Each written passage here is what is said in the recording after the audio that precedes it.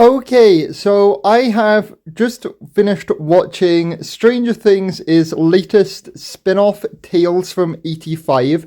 So this is an animated spin-off set in between seasons 2 and 3 of the main show.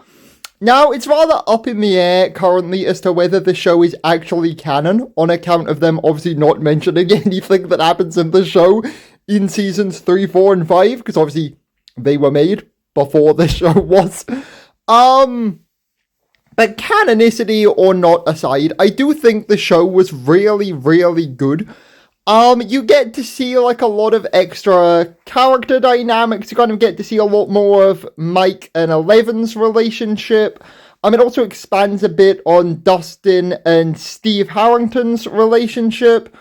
And also you kind of get to see Lucas and Max kind of develop this. It's basically... So, I thought from that point of view, it is really good.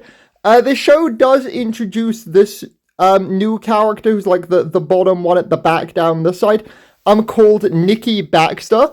Now, she's kind of the character that throws the most, like, issue in regards to canon, in the show on account of, she becomes really good friends with the rest of the group. Like, they tell her everything about the Upside Down and stuff, only for her to obviously never be mentioned again in literally anything else.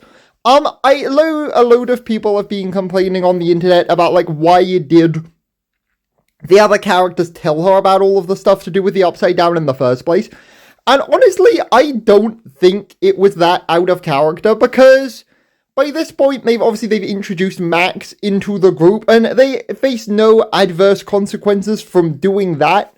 So I feel like they wouldn't be as skeptical about adding new members to their group when, Max turned out fine, plus obviously they kind of need Nikki's specific set of skills.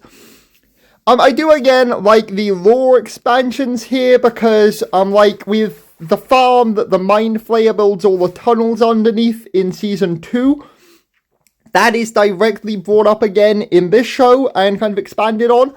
Also, all of these, like, Vian monsters are, again, created by, like, an ex-Hawkins Lab employee, and I thought the whole thing around that was, again, like, very, kind of well done, because basically the villain of this show is basically, like, knockoff Poison Ivy, to some extent of kind of being this, like, person who's really into plants, and then, like, experiments on some plants from the Upside Down, that then creates these mutant calf demo Gorgon creature thingies. So I thought that was also really good. They have actually confirmed a second season of Tales from 85 is releasing later this year. Because evidently this is basically like a sort of a two-part season. I don't know why in that case they didn't just release all the episodes at once. Maybe the later ones, they were just having some trouble with some of the animation, so they needed to have a bit more time in the oven to cook, which is fair. I don't know if the second season will make the show seem more canon or not. I'll be intrigued to see what happens there. Because this first season is, like, pretty child-friendly.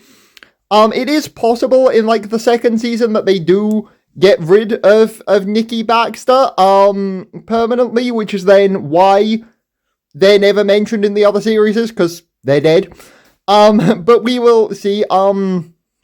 I think the voice actors on the whole do fine in this because the characters aren't voiced by their, like, TV show, their live action actors. They're all voiced by, like, different people.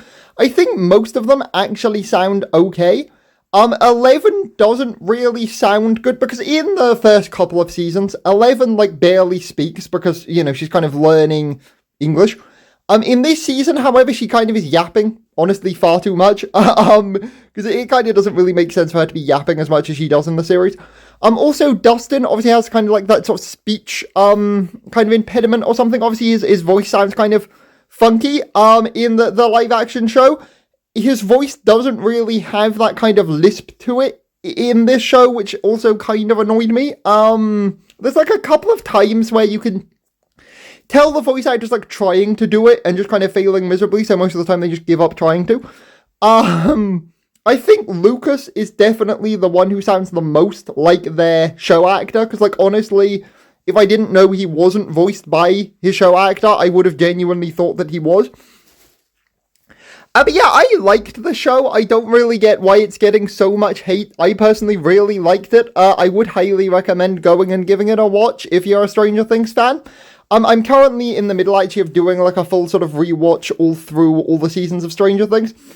And I'm going to do a much longer retrospective video on the, the Red Button platform. So, if you want to go check that out, please do. My channel name is the same over there as it is on TikTok. So yeah, go check that out in a few weeks when I make it.